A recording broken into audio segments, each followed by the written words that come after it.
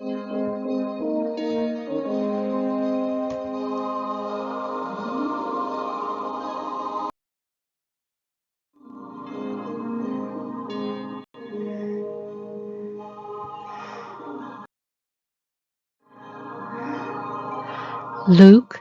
22. Now the feast, the festival of unleavened bread, which is called the Passover, was approaching.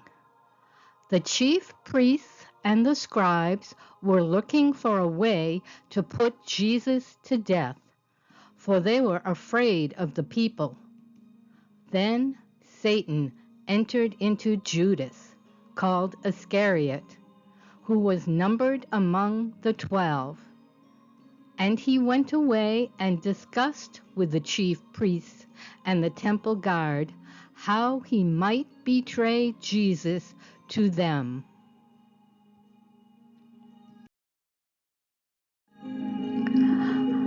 Then came the first day of unleavened bread, when the Passover lamb had to be sacrificed. Jesus sent Peter and John, saying, "Go and prepare the Passover meal for us, so that we may eat it." They asked him, "Where do you want us to prepare it?" He said to them, "When you have entered the city, a man carrying a pitcher of water will meet you. Follow him into the house that he enters. And you shall say to the owner of the house, 'The teacher says to you, where is the guest room where I may eat the Passover with my disciples?' Then he will show you a large furnished upper room.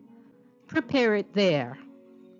So they left and found everything just as Jesus had told them, and they prepared the Passover.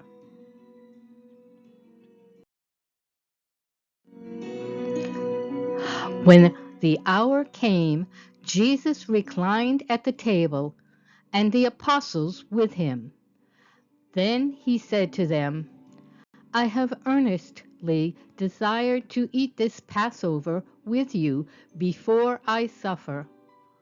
For I say to you, I shall never eat it again until it is fulfilled in the kingdom of God." Then he took a cup, and after giving thanks, he said, "Take this and share it among yourselves. For I say to you, I will not drink of the fruit of the vine from now on until the kingdom of God comes." And when he had taken some bread and given thanks, he broke it and gave it to them, saying, "This is my body, which is given for you. Do this in remembrance of me." And in the same way he took the cup after they had eaten, saying, "This cup which is poured out for you is the new covenant in my blood. But behold, the hand of the one betraying me is with mine on the table."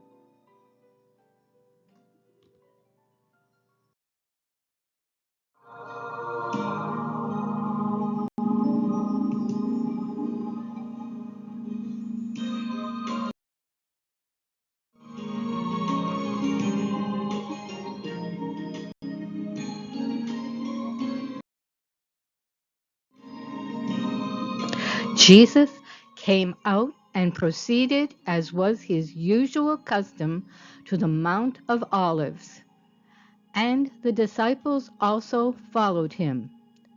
When he arrived at the place, he said to them, "Pray that you may not enter into temptation."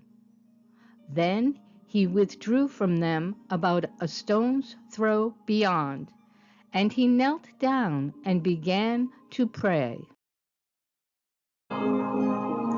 saying, "Father, if you are willing, take this cup from me. Yet not my will, but yours be done." Then an angel from heaven appeared to him, strengthening him. And being in agony, he was praying very fervently, and his sweat became like drops of blood falling down upon the ground.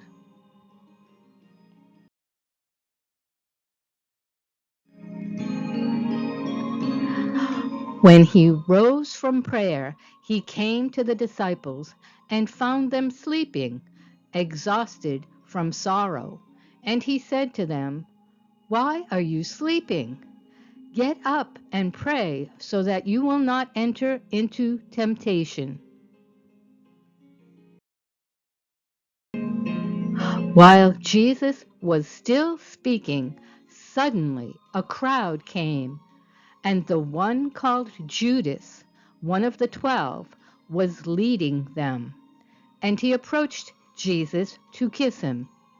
But Jesus said to him, "Judas, are you betraying the Son of Man with a kiss?"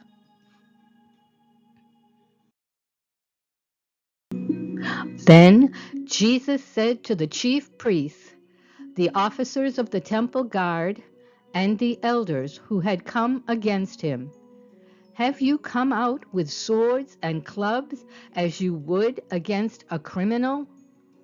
While I was with you every day in the temple, you did not lay hands on me. But this is your hour and the power of darkness."